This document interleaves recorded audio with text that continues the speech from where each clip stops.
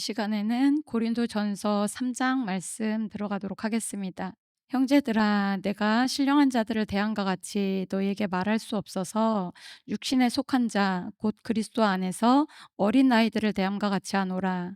내가 너희를 저주로 먹이고 밥으로 아니하였노니 이는 너희가 감당하지 못하였음이거니와 지금도 못하리라. 너희는 아직도 육신에 속한 자로다. 너희 가운데 시기와 분쟁이 있으니 어찌 육신에 속하여 사람을 따라 행함이 아니리요. 어떤 이는 말하되 나는 바울에게라 하고 다른 이는 나는 아볼로에게라 하니 너희가 육의 사람이 아니리요. 3절 4절에 저들의 그 분쟁하는 그런 행위가 자신의 상태를 지금 표명하고 있음을 이야기하면서요.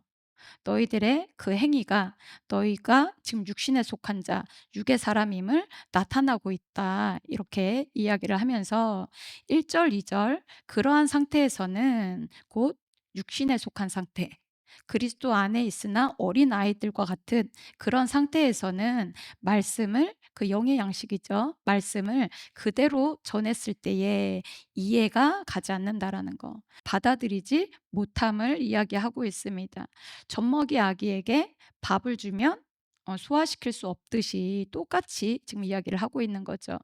이는 지금 초신자가 그러할 것이고 또 신앙생활을 오래 하더라도 성경 그 복음을 모르거나 또는 성경을 열심히 읽어서 많이 안다고 자부하더라도 기도하지 않아서 곧 성령을 힘입지 않아서 깨달음이 없거나 말씀대로 살 힘이 없는 자들이 이에 해당할 것이고 저의 삶이 어떠한지를 보면 저의 상태를 알 수 있음을 이야기를 하는 것이죠. 5절 이하 그런즉 아볼로는 무엇이며 바울은 무엇이냐 그들은 주께서 각각 주신 대로 너희로 하여금 믿게 한 사역자들이니라.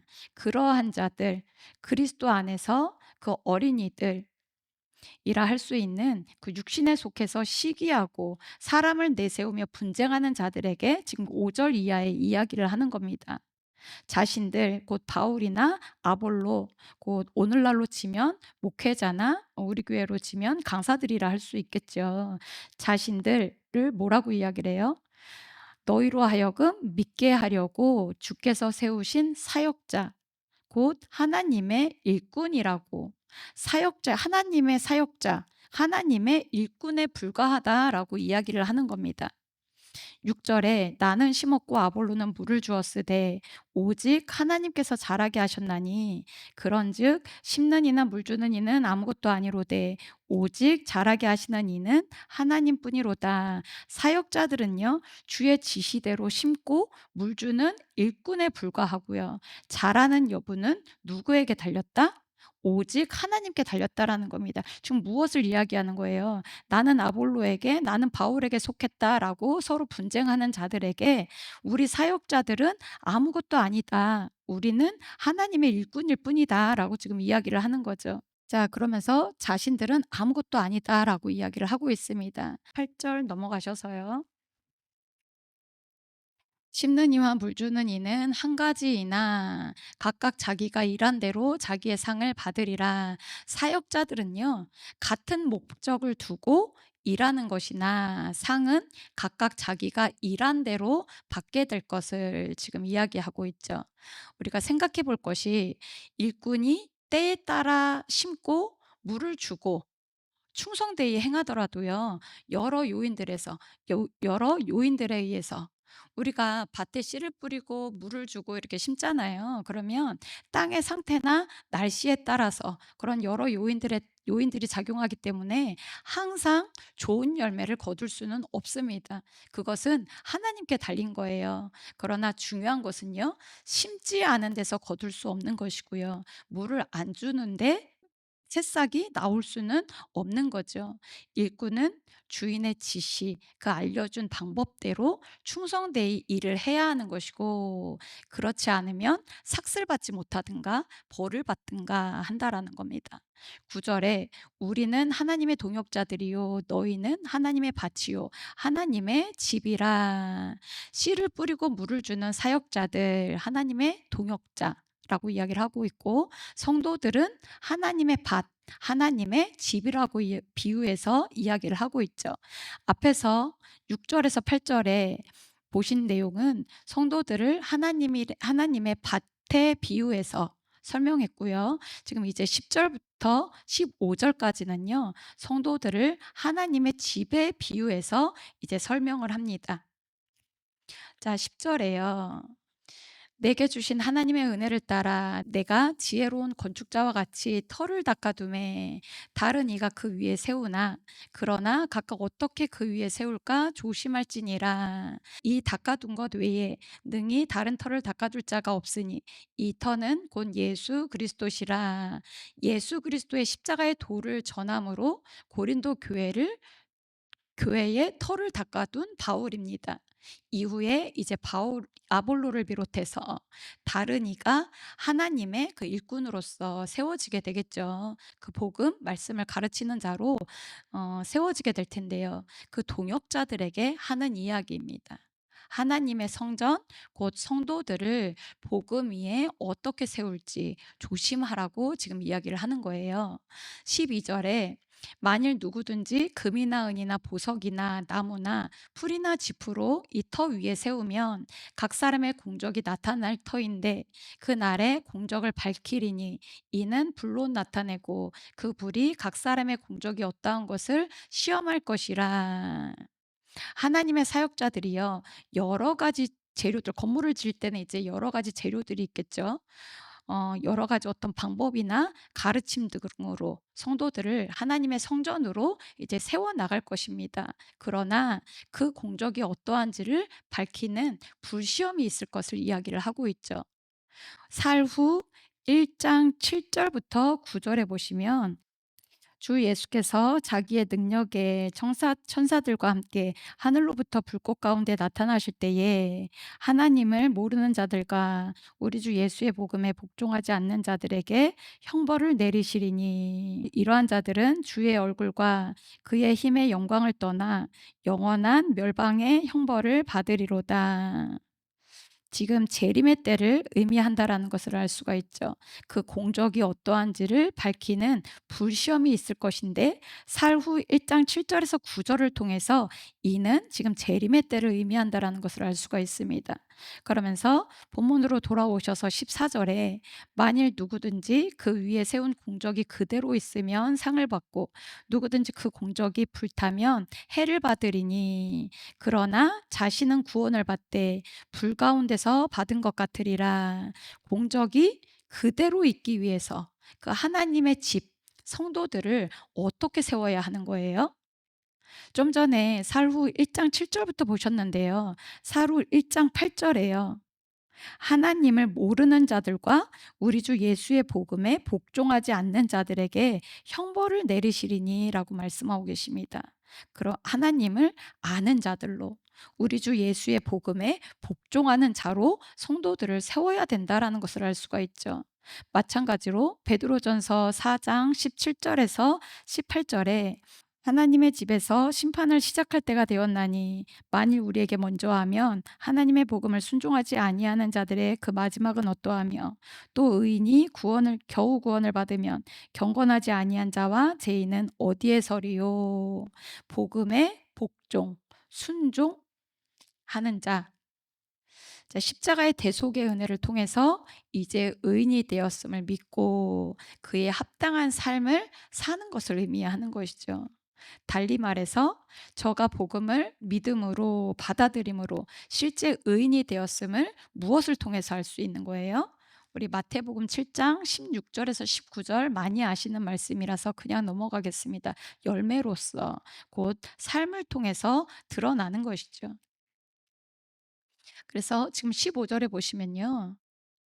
사역자는 복음을 바탕으로 해서 복음을 근간으로 터로 해서 성도들로 하여금 그에 합당한 삶을 살게끔 지도해야 하는 것이고요. 중요한 것은 어떻게 해요? 말씀을 가르쳐야 되는 것이고 하나님에 대해서 말씀을 통해서 하나님에 대해서 그분의 뜻을 알도록 가르쳐야 되는 것이고 기도 생활을 하게끔 그래서 성령에 사로잡히게끔 도와줘야 한다라는 것을 알 수가 있습니다. 자, 그렇지 않아서 공적이 불타면, 곧 성도들의 삶이 거룩하지 않으면 상도 없을 것이고, 자신은 구원을 받더라도 불 가운데서 구원을 받은 것 같이, 불 가운데서 뭐 숯불에 탄 것 같이 그 영광스러운 모습이 아니라는 것을 우리가 짐작할 수가 있죠. 참고로 스가랴서 3장 1 절에서 3절 말씀을 보시면 이 말씀이 이해가 가실 겁니다. 스가랴서 3장 1 절에서 3절 말씀 한번 보실게요. 대제사장 여호수아는 여호와의 천사 앞에 섰고 사탄은 그의 오른쪽에 서서 그를 대적하는 것을 여호와께서 내게 보이시니라. 여호와께서 사탄에게 이르시되 사탄아 여호와께서 너를 책망하노라. 예루살렘을 택한 여호와께서 너를 책망하노라. 이는 불에서 꺼낸 그슬린 나무가 아니냐 하실 때에 여호수아가 더러운 옷을 입고 천사 앞에 서 있는지라. 지금 이게 어떤 상황이냐면요, 남유다가 부패해서 행악하다가 멸망당한 이후에 더러운 옷을 입고 서 있는 대제사장 여호수아의 모습이 이와 같음을 지금 보시는 내용입니다. 그래서 이 말씀을 참고로 하시면 이해가 가실 거고요. 16절, 다시 16절 본문으로 돌아오셔서 너희는 너희가 하나님의 성전인 것과 하나님의 성령이 너희 안에 계시는 것을 알지 못하느냐. 누구든지 하나님의 성전을 더럽히면 하나님이 그 사람을 멸하시리라. 하나님의 성전은 거룩하니 너희도 그러하니라. 궁극적으로 성도들은요, 하나님의 성전으로서 거룩해야 함을, 그렇게 세워야 함을 볼 수가 있는 것이죠. 자, 18절, 아무도 자신을 속이지 말라. 너희 중에 누구든지 이 세상에서 지혜 있는 줄로 생각하거든 어리석은 자가 되라. 그리하여야 지혜로운 자가 되리라. 이 세상 지혜는 하나님께 어리석은 것이니 기록된 바 하나님은 지혜 있는 자들로 하여금 자기 꾀에 빠지게 하시는 이라 하였고, 또 주께서 지혜 있는 자들의 생각을 헛것으로 하신다 하셨느니라. 세상 지혜, 하나님께는 어리석은 것, 세상에 지혜 있는 자들의 생각 헛것으로 아신다라고 이야기를 하고 있죠.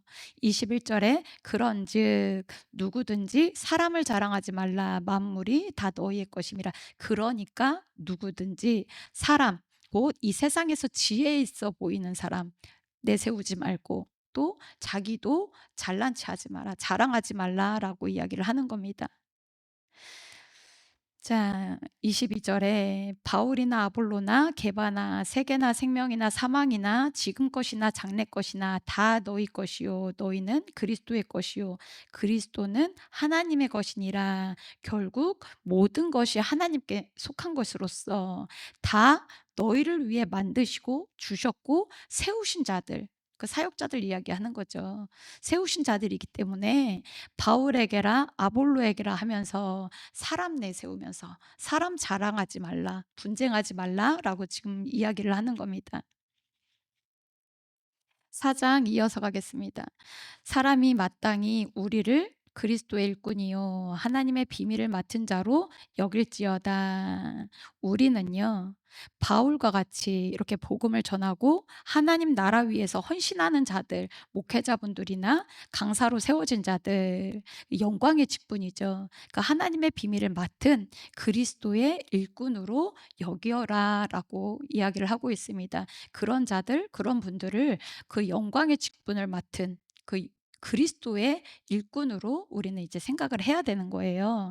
2절에 그리고 맡은 자들에게 구할 것은 충성이니라. 또한 그 영광의 직분을 맡은 자들은 누구에게 충성해야 되는 거예요?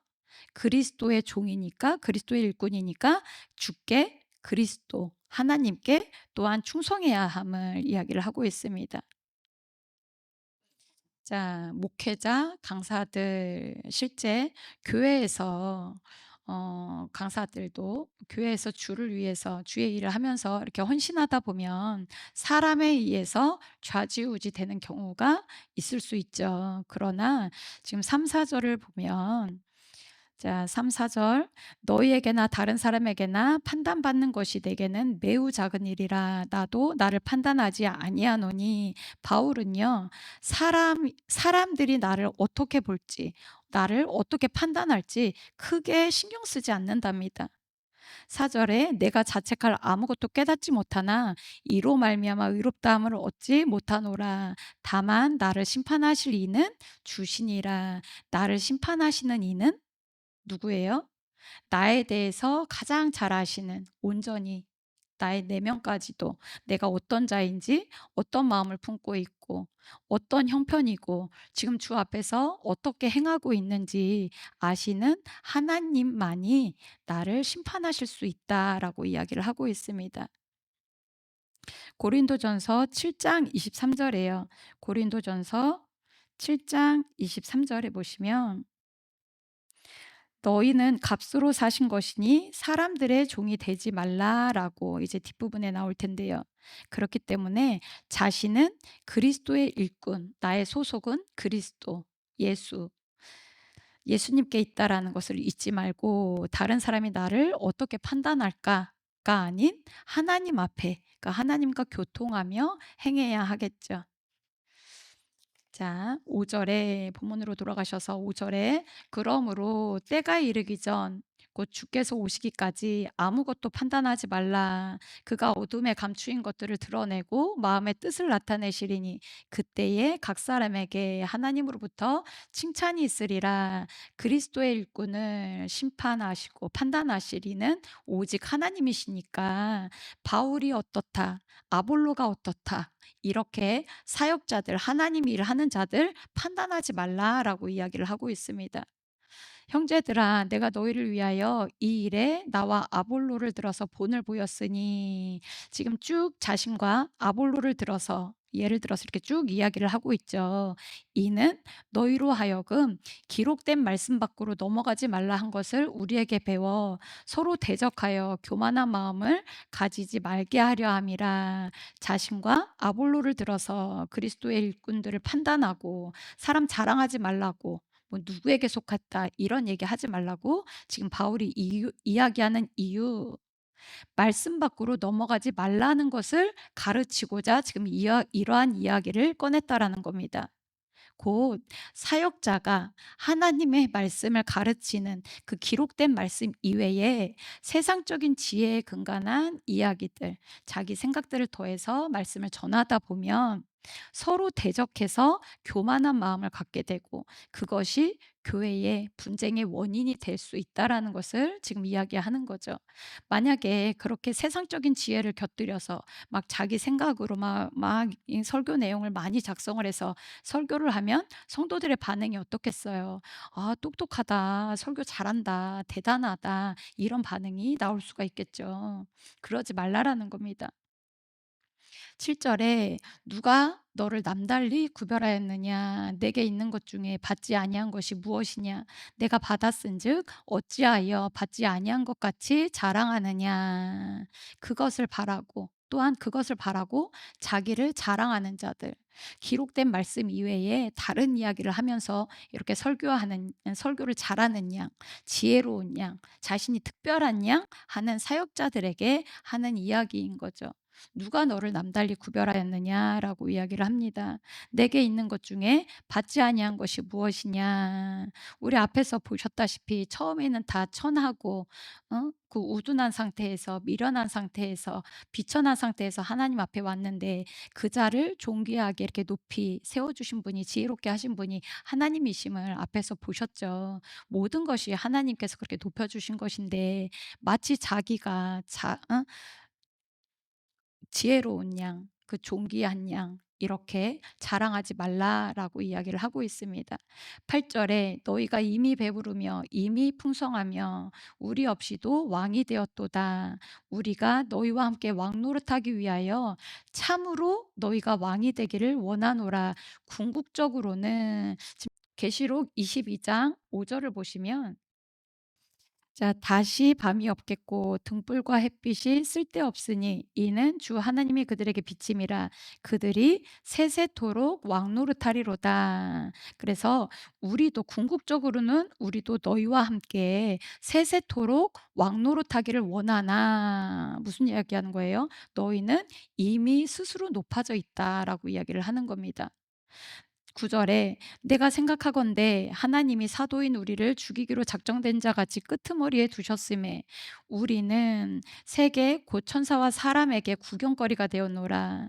우리는 그리스도 때문에 어리석으나 너희는 그리스도 안에서 지혜롭고 우리는 약하나 너희는 강하고 너희는 존귀하나 우리는 비천하고 바로 이 시각까지 우리가 줄이고 목마르고 헐벗고 매맞으며 정처가 없고 또 수고하고 친히 손으로 일을 하며 모욕을 당한즉 축복하고 박해를 받은즉 참고 비방을 받은즉 권면하니 우리가 지금까지 세상의 더러운 것과 만물의 찌꺼기 같이 되었도다. 상대적으로 사도인 자신들과 비교해서 지금 이야기를 하고 있는 거죠. 우리는 지금까지도 이렇게 세상의 더러운 것, 만물의 찌꺼기 같이 되었으나 너희는 그렇게 높임 받아서 세상의 지혜에 곁들여서 이렇게 자기 생각 더해서 사람들 앞에 높임받고 인정받아서 너희는 지혜롭고 강하고 존귀하구나 이렇게 이야기를 하는 거죠. 그래서 말씀 밖으로 넘어가서 성도들에게 인정받고 높임받고 떠받들여지고 있는 고린도 사역자들을 지금 지적하고 있는 내용임을 알 수가 있습니다. 14절에 내가 너희를 부끄럽게 하려고 이것을 쓰는 것이 아니라 오직 너희를 내 사랑하는 자녀같이 권하려 하는 것이라. 그리스도 안에서 일만 스승이 있으되 아버지는 많지 아니하니 그리스도 예수 안에서 내가 복음으로 너희를 낳았음이라. 가르치는 것은요 아무나 할 수 있다라는 거예요. 누군가를 가르치는 것, 그 스승이라는 것은 아무나 될 수 있지만 사람을 새 사람으로 거듭나게 하는 것은요 오로지 복음을 가지고 복음 안에서 가능한 일임을 알 수가 있고, 갈라디아서 4장 19절에도 보시면 갈라디아서 4장 19절에 나와 나의 자녀들아 너희 속에 그리스도의 형상을 이루기까지 다시 너희를 위하여 해산하는 수고를 하노니, 복음을 가지고 그에 합당한 삶을 살게끔 같이 말씀을 가르치면서 고통도 겪고 인내하면서 지도해야 함을 알 수가 있는 거죠. 그것을 복음으로써 너희를 낳았다라고 표현을 하고 있는 겁니다. 16절에 그러므로 내가 너희에게 권하노니 너희는 나를 본받는 자가 되라. 이로 말미암아 내가 주 안에서 내 사랑하고 신실한 아들 디모데를 너희에게 보내었으니 그가 너희로 하여금 그리스도 예수 안에서 나의 행사 곧 내가 각 교회에서 가르치는 것을 생각나게 하리라. 내가 가르친 것을 기억하고 너희도 나와 같이 하라라고 이야기를 하고 있죠. 어떤 이들은 내가 너희에게 나아가지 아니할 것 같이 스스로 교만하여졌으나 주께서 허락하시면 내가 너희에게 속히 나아가서 교만한 자들의 말이 아니라 오직 그들의 능력을 알아보겠으니 하나님의 나라는 말에 있지 아니하고 오직 능력에 있음이라. 우리 앞에서 1장 고린도전서 1장 18절 1장 18절에요. 십자가의 도가 멸망하는 자들에게는 미련한 것이요 구원을 받는 우리에게는 하나님의 능력이라. 또 24절에 1장 24절에 오직 부르심을 받은 자들에게는 유대인이나 헬라인이나 그리스도는 하나님의 능력이요 하나님의 지혜라라고 이야기를 했었습니다. 교만한 자들이 자기 소리 하는지 아니면 십자가의 도에 근거한 그 복음을 전하고 있는지를 보겠다라고 이야기를 하는 것이고, 또 앞에서 2장 4절 5절 또 보실게요. 앞에서 보신 말씀 2장 4절에서 5절에 내 말과 내 전도함이 설득력 있는 지혜 말로 하지 아니하고 다만 성령의 나타나심과 능력으로 하여 너의 믿음이 사람의 지혜에 있지 아니하고 다만 하나님의 능력에 있게 하려 하였노라. 말씀을 전할 때에 그 성령의 능력이 나타나는지 내가 보겠다라고 이야기를 하는 겁니다. 21절에 너희가 무엇을 원하느냐 내가 매를 가지고 너희에게 나아가랴 사랑과 온유한 마음으로 나아가랴. 내가 너희에게 나아갈 때에 책망하는 일이 없도록 기록된 말씀으로 말씀 밖으로 넘어가서 어떤 세상 지혜 자기 소리 하지 말고 곧 십자가의 도에 근거한 한 그 복음만 전하고 또 성령의 나타나심이 있도록 사역하라는 겁니다. 기도하라는 거죠. 자, 그래서 오늘은 3장, 4장까지 말씀을 보셨습니다.